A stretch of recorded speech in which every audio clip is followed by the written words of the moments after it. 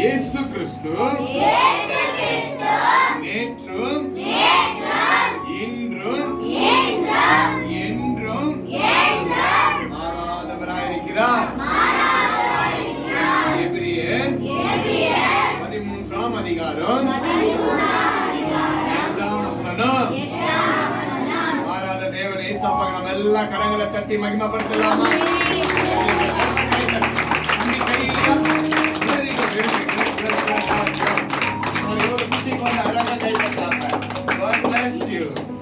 உங்களுக்கு ஒரு சின்ன ஜெபிக்க போறேன். அன்புள்ள பிதாவே, பிள்ளைகள் இந்த VBS ஆண்டவரே முதல் தொடக்க நாள் ஆண்டவரே, இயேசு கிறிஸ்து நேற்றும் இன்றும் மாறாத தேவன் என்று விசுவாசத்தோடு உடைய பிள்ளைகள் சொன்ன வார்த்தை உடைய பிள்ளைகளோடு என்றென்று நிலைத்திருக்கிறார்.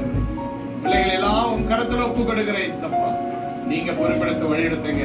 தொடக்க முடிவு நீங்களே நடத்தி பலப்படுத்தி ஆசீர்வதி. எல்லா தேவைகளும் சந்திக்கப்படும்.